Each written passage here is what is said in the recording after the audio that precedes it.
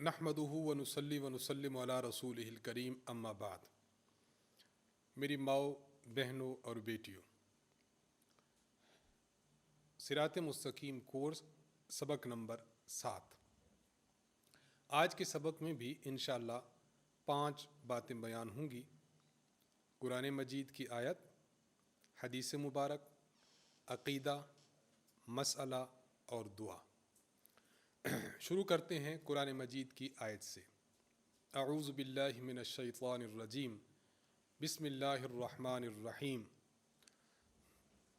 अवलम यरौ अन्नल्लाह यबसुतुर रिज़्क़ लिमन यशाअ व यक़दिर इन्न फ़ी ज़ालिका लआयातिन लिक़ौमिन युमिनून। अल्लाह ताला इरशाद फरमाते हैं, क्या इन्होंने नहीं देखा कि अल्लाह जिसके लिए चाहता है रिज़्क़ कुशादा करता है और जिसके लिए चाहता है तंग करता है। बेशक इसमें उन लोगों के लिए निशानियां हैं जो ईमान रखते हैं। इस आयत मुबारका में अल्लाह ताला ने अपनी तरफ रिज़्क़ देने की निस्बत फरमाई है कि मखलूक़ात को रिज़्क़ देना ये अल्लाह ताला ही का काम है। रिज़्क़ देने वाली ज़ात, रज़्ज़ाक़ ज़ात, ये अल्लाह ताला की ज़ात है और अल्लाह ताला जिसको चाहता है रिज़्क़ ज़्यादा देता है और जिसको चाहता है रिज़्क़ कम देता है। रिज़्क़ ज़्यादा देना, रिज़्क़ कम देना, ये अल्लाह ताला की तरफ से आज़माइश है। बाज़ मरतबा इंसान को अल्लाह रिज़्क़ ज़्यादा देता है, अल्लाह देखना चाहते हैं कि ये रिज़्क़ ज़्यादा मिलने की वजह से मेरे बताए हुए कामों में रिज़्क़ को और माल को खर्च करता है या नाफरमानी के कामों में माल खर्च करता है। अल्लाह ताला ये आज़माइश देते हैं। और कभी इंसान को रिज़्क़ कम देते हैं ताकि अल्लाह ताला ये देखें कि ये शख्स वावेला करता है, नाशक शुक्री करता है या सब्र और इस्तिकामत से काम लेता है। तो रिज़्क़ का कम होना या रिज़्क़ का ज़्यादा होना ये इम्तिहानात हैं। इंसान को चाहिए रिज़्क़ कम मिले तो सब्र के साथ गुजारा करना चाहिए, रिज़्क़ की फरावानी हो तो शुक्र के साथ और खुदा ताला की फर्माबरदारी के कामों में खर्च करने के साथ इंसान को माल के साथ मामला करना चाहिए। मैं यहाँ पर 3 बातें अपनी बहनों से अर्ज़ करना चाहूँगा। रिज़्क़ में हर शख्स ये चाहता है कि फरावानी हो, रिज़्क़ उसका बढ़ना चाहिए, उसमें बरकत ही आनी चाहिए, उसकी जो रोज़ी है, उसका जो माल है, उसके ज़रिए उसकी ज़रूरियात पूरी हो जाए। उसके लिए 3 बातें बतौर ख़ास समझ लें। नंबर 1, हदीस मुबारक में है, अल्लाह ताला के नबी सल्लल्लाहु अलैहि वसल्लम इरशाद फरमाते हैं, मन तफ़क़्क़ह फ़ी दीनिल्लाह कफ़ाहुल्लाहु हम्महु व यरज़ुक़हु मिन हैसु ला यहतसिब।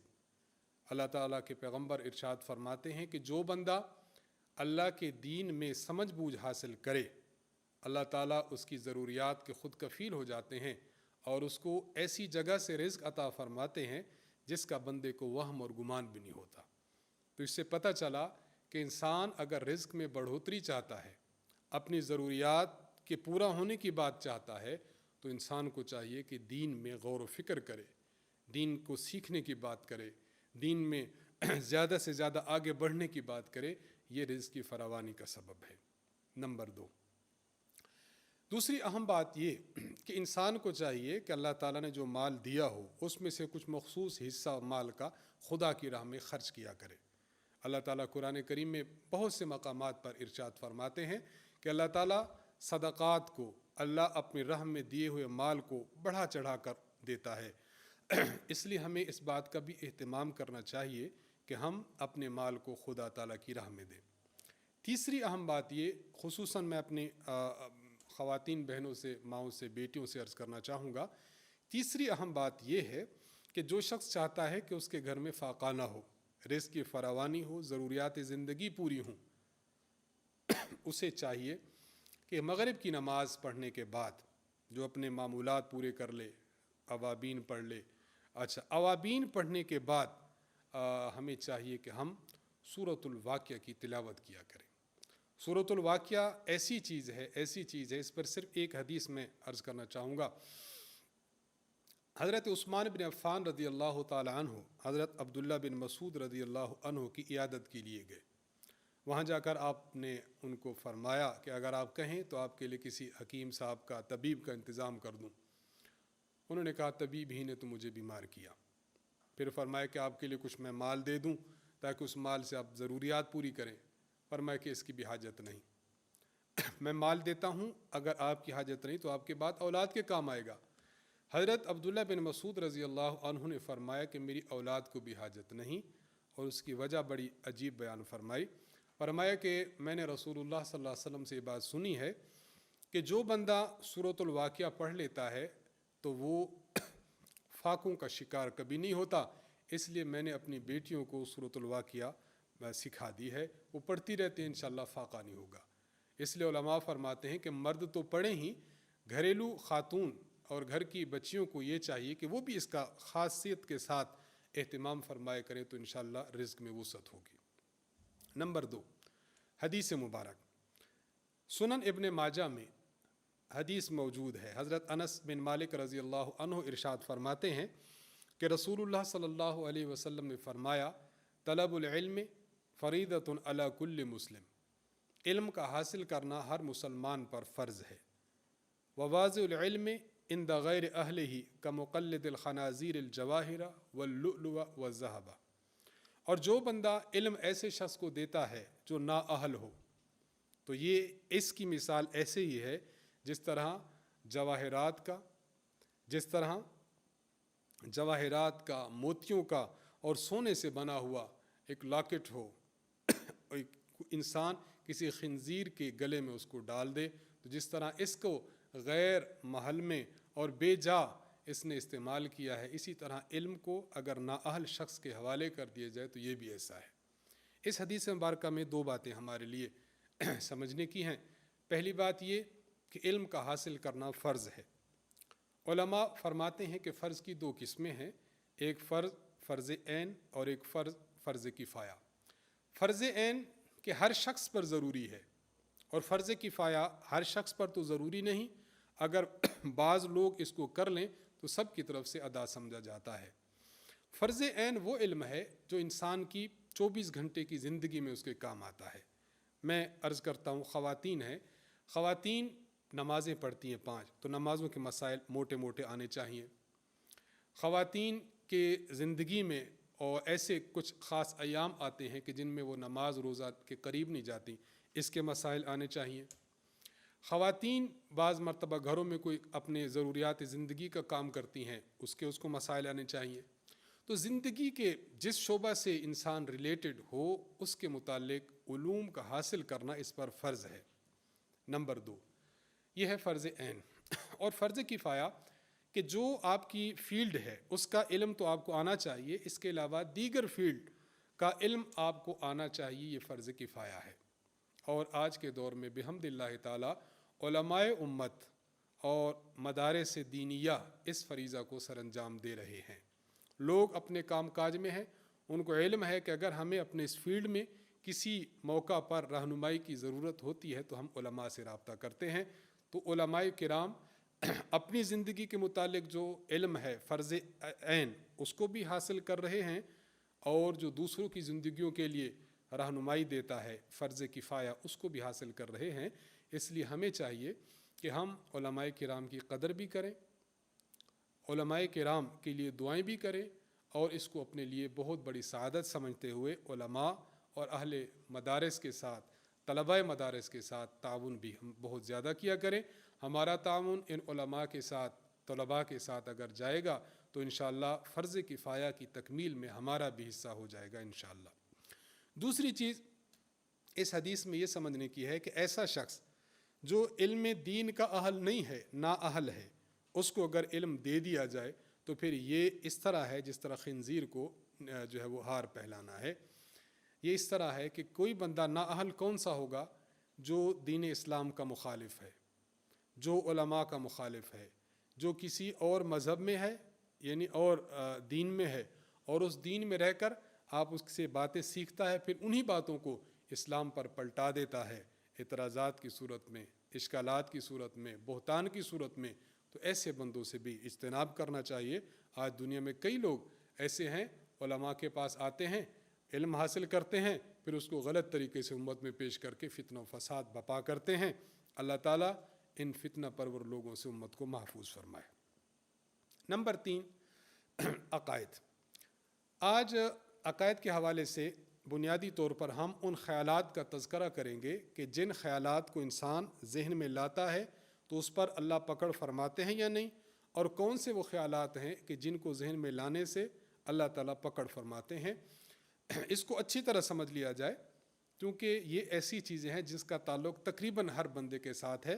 خیالات اور احساسات آنا اور دل میں کسی چیز کا پیوست ہو جانا یا محض اس کا خیال ہوا کی طرح آ جانا، یہ ہر بندے کے ساتھ ہوتا ہے۔ انسان کے دل میں جو خیالات آتے ہیں بنیادی طور پر اس کی 5 قسمیں ہیں۔ نمبر 1 حاجس، نمبر 2 خاطر، نمبر 3 حدیث نفس، نمبر 4 ہم، اور نمبر ہم ہا اور میم کے ساتھ، میم پر شد ہے یعنی میم ڈبل پڑھنا ہے، ہم، اور نمبر 5 عزم۔ نمبر 1 حاجز، ایک انسان ہے، اس کے دل میں بغیر ارادے کے غیر اختیاری طور پر، اس کا اختیار نہیں تھا، ویسے دل میں کوئی خیال آ جاتا ہے، اسے کہتے ہیں حاجز۔ نمبر 2 خاطر، ایک انسان خیال کو قصداً لاتا ہے اپنے دل میں۔ مثال کے طور پر میں جاؤں گا مدینہ منورہ، جا کے رسول اللہ صلی اللہ علیہ وسلم کے روضے پر جاؤں گا، یہ خیال دل میں لاتا ہے۔ یا کوئی برا خیال دل میں لاتا ہے کہ میں جاؤں گا اور فلاں شخص کی جو ہے وہ فلاں چیز اس کی اجازت کے بغیر اٹھا لوں گا، یہ خیال دل میں لاتا ہے، اسے کہیں گے خاطر۔ نمبر 3 حدیث نفس، دل میں ایک خیال آ گیا ہے، اب اس خیال کے کرنے اور نہ کرنے میں تردد پیدا ہو جائے، کروں یہ بھی خیال ہے، نہ کروں یہ بھی خیال ہے، لیکن اپنا خیال کسی ٹھکانے نہ لگے۔ ایک بندہ کہتا ہے نماز کا وقت ہو گیا، پڑھوں یا نماز نہ پڑھوں، اب تردد آ گیا پڑھوں یا نہ پڑھوں میں، اسے کہیں گے حدیث نفس۔ یہ جو پہلے 3 قسم کے خیالات ہیں، بغیر اختیار کے دل میں خیال آئے، انسان خود بخود لے آئے، یا خیال آ جائے لیکن تردد ہے، کسی ایک جانب ٹھکانے نہیں لگا خیال، ان تینوں قسموں میں اگر غلط خیال دل میں آ جاتا ہے تو اللہ تعالیٰ اس غلط خیال کے آنے پر پکڑ نہیں فرمائیں گے۔ یہ پہلی 3 قسمیں۔ نمبر 4 چوتھی قسم ہے ہم، ہا اور میم مشدد کے ساتھ، ہم۔ ایک بندے کے دل میں خیال آیا ہے، اب خیال آیا کرنے کا بھی اور نہ کرنے کا بھی۔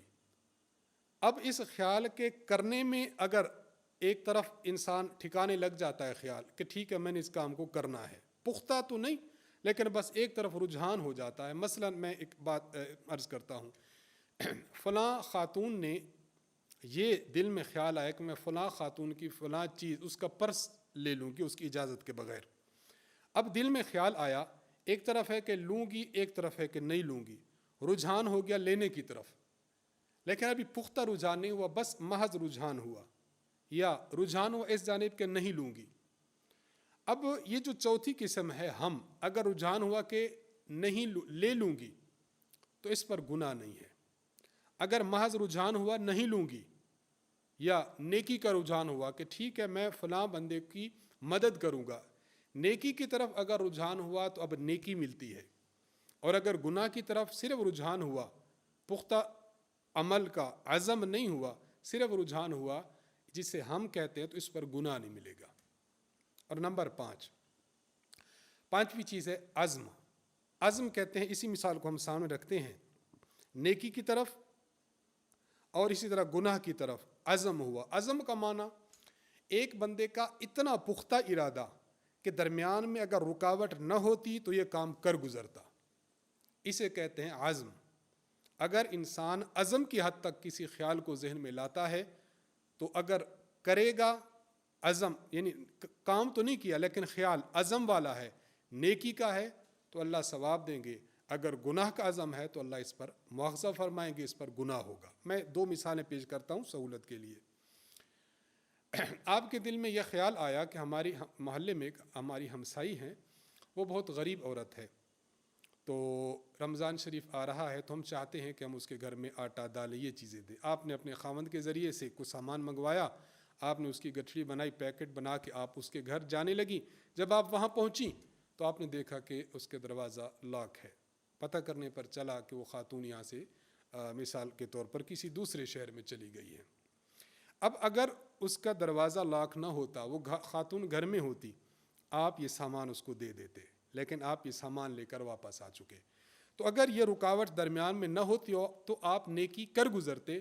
اب آپ کو یہ سامان دینے کا ثواب اللہ دے دیں گے، اگرچہ آپ نے یہ سامان اس عورت کو نہیں دیا، کیونکہ یہ عزم کے درجہ میں آ چکا ہے.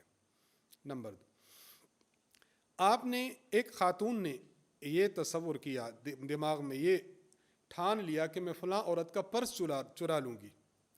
اب یہ اس کے پرس کے قریب بھی پہنچ گئی. اب خیال ذہن میں ہے، لیکن دیکھا کہ وہاں پر کوئی اور خاتون بیٹھی ہوئی ہے جو دیکھ رہی ہے.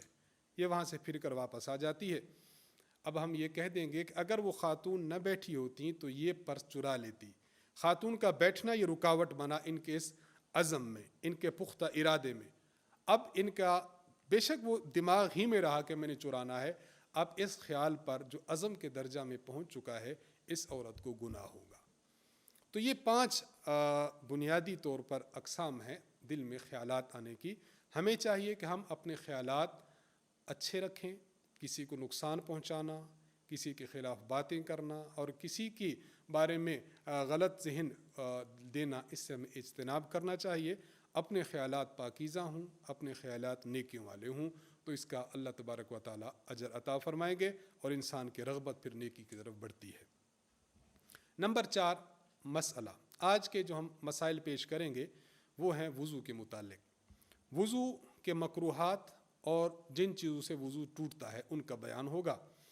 وضو کرتے ہوئے 5 چیزیں ہیں، ویسے تو مکروہات بہت زیادہ ہیں، 5 چیزیں ہیں کہ ان سے انسان کو بچنا چاہیے. نمبر 1، وضو کے دوران دنیاوی باتیں نہ کریں. خاتون وضو بھی کر رہی ہے اور اپنی بیٹی سے بھی بات کر رہی ہے کہ بیٹا آج کیا بنانا ہے، ابو کو کہنا فلاں چیز لے کے آ جائیں. وضو کے دوران دنیاوی باتیں نہ کریں. نمبر 2، چہرہ دھوتے ہوئے پانی کو بہت زور سے اپنے چہرے پر نہ مارا جائے، بس ہلکا ہلکا مارا جائے تاکہ چہرہ بھی دھل جائے اور پانی کے جو چھینٹے ہیں وہ زور سے منہ پر نہ لگے. نمبر 3، چہرہ دھوتے ہوئے آنکھوں کو بہت زیادہ بند بھی نہ کیا جائے، اتنی سخت بند کی جائیں کہ جس کے ذریعے سے جو پلکوں کا بیرونی حصہ ہے یہ تر ہونے سے رہ جائے. اس طرح نہ کیا جائے، بلکہ آنکھوں کو، کیونکہ آنکھیں تو بند ہو ہی جانی ہیں پانی کے منہ پر لگانے کی وجہ سے، لیکن اتنی آنکھوں کو سختی کے ساتھ بند کرنا یہ مکروہ کہلائے گا.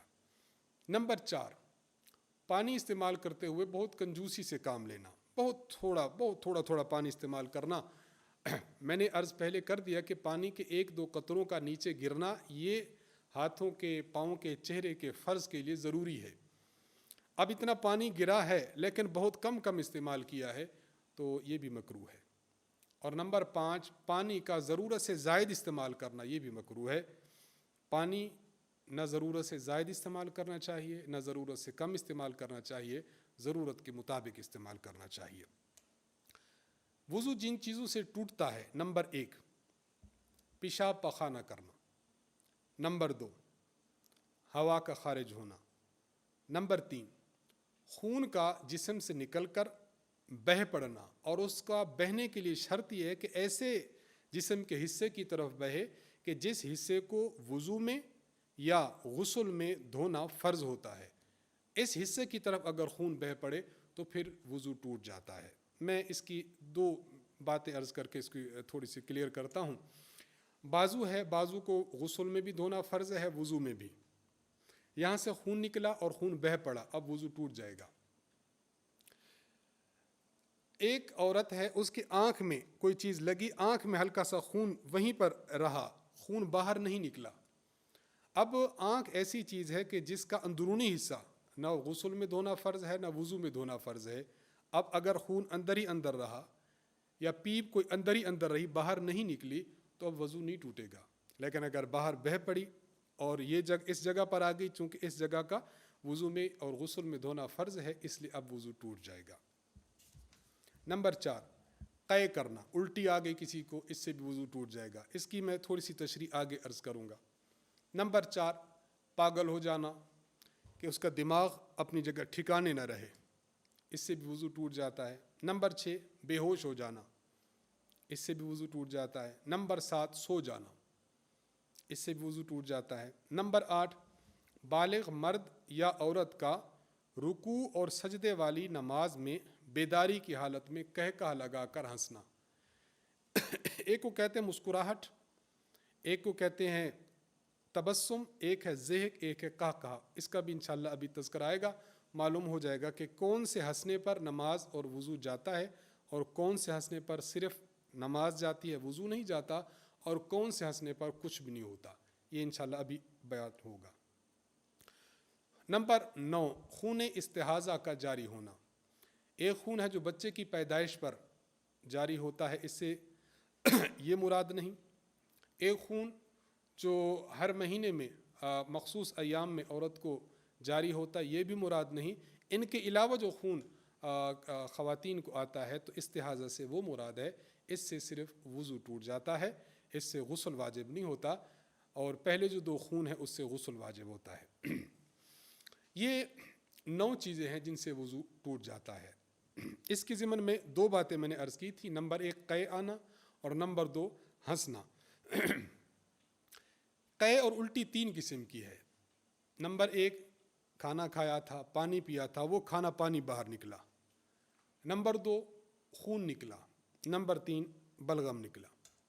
جہاں تک تعلق ہے ایسی الٹی کا جس میں کھانا، پانی اور یہ چیزیں باہر نکلتی ہیں، تو اس کے لیے حکم یہ ہے کہ اگر الٹی ایسی ہے جس میں کھانا پانی آیا اور الٹی منہ بھر کر آئے، منہ بھر کر الٹی سے مراد یہ ہے کہ ایسی الٹی آئے کہ انسان اس کو روک نہ سکا۔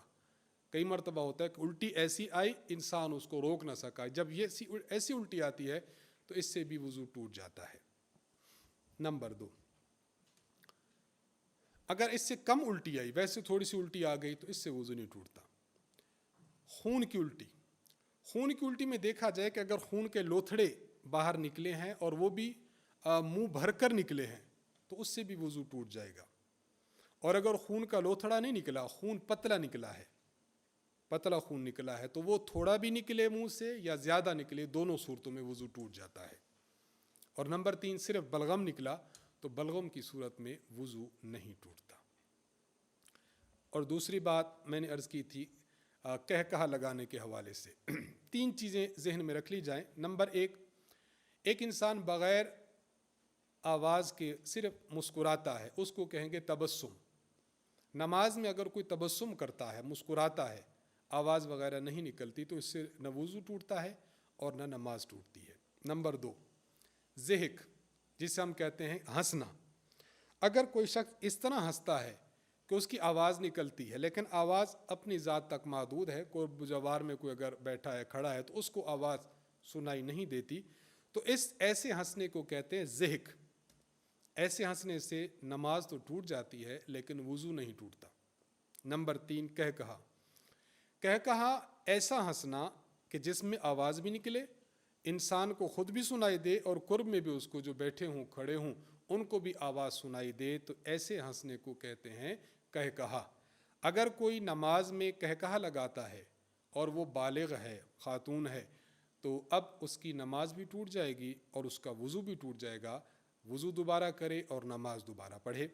تو یہ 3 چیزیں وضو کے مکروہات اور وضو کے جو ہے وہ نواقص وضو جن سے وضو ٹوٹ جاتا ہے۔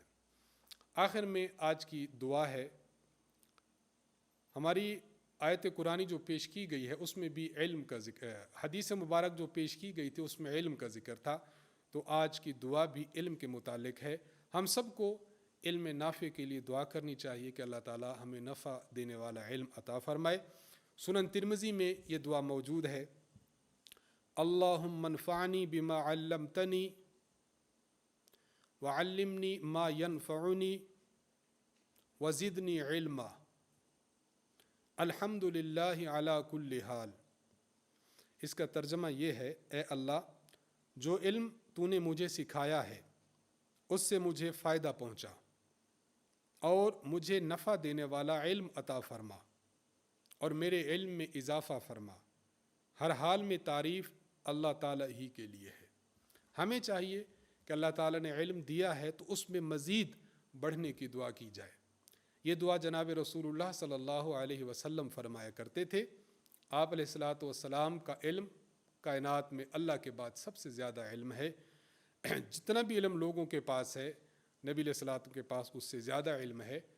رسول اللہ صلی اللہ علیہ وسلم اتنے زیادہ علم کے باوجود اپنے علم میں اضافے کی دعا کرتے ہیں، تو ہمیں بھی چاہیے کہ ہم اپنے علم میں اضافے کی دعا کرتے رہیں۔ یہ دعا خود بھی سیکھیے، اپنے بچوں کو بھی سکھائیے، اور اسی دعا کے ساتھ آج کے صراط مستقیم کورس کا سبق ختم ہوتا ہے۔ وآخر دعوانا ان الحمد للہ رب العالمین۔